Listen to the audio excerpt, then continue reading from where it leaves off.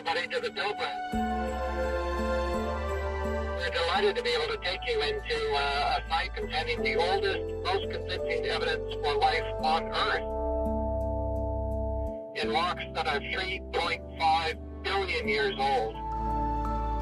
It's a great opportunity to come and see what you might be looking for on Mars.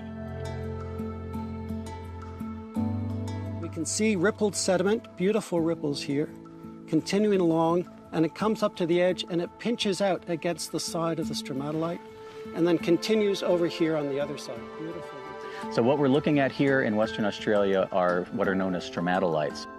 These are rock features that were precipitated or caused to precipitate by mats of microorganisms that were living at the time, again, 3.5 billion years ago. So a stromatolite is a physical feature. Usually it's either a dome or a cone-shaped feature. And these are formed when single-celled organisms living together in a colony either trap and bind sediment or precipitate sediment on them. And then these photosynthetic organisms grow up. And so you see these layers that repeat in that shape. Sometimes they branch, sometimes they grow, sometimes they shrink. But what it is evidence of a colony of life from the earliest evolution of life, the earliest fossils that we have. And these organisms then had their presence here on Earth captured and preserved in the rock record for all of this time. And so what we're looking for are these particular structures that these microorganisms made that are distinct from what geology normally does. So the greatest thing about Australia is that it has some of the oldest rocks and some of the best preserved rocks for all different time periods in Earth's history.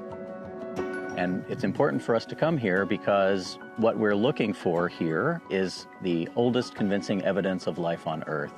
And in our search for evidence of life on other planets beyond Earth, especially Mars, it's important to understand how difficult it is to convince people of what we're seeing here on Earth as being evidence of life from 3.5 billion years ago. And if we're looking for something similar on Mars, it's a much more challenging prospect.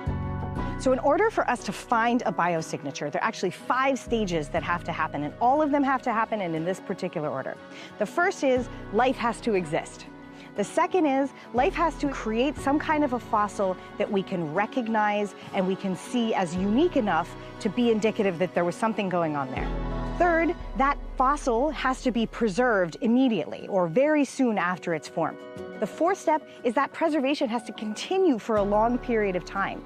And then finally, we have to find it. So it either has to be eroded or it has to be somewhere where we can look at a rock and recognize that there's a fossil.